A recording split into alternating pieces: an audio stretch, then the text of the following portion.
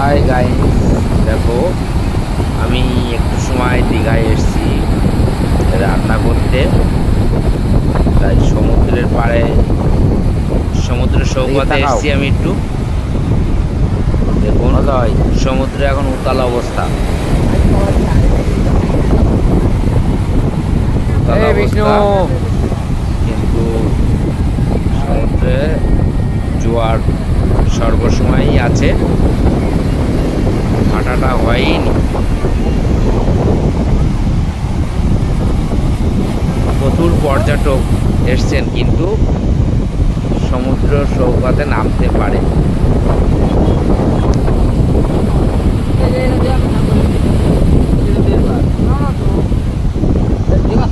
আমরা তিনজন এসেছি, আছেন বিষ্ণুবাবু আর আছেন অজয়বাবু। বিষ্ণু সমুদ্র সৈকতে বসে আছেন, তার পাশে আবু বসে আছে।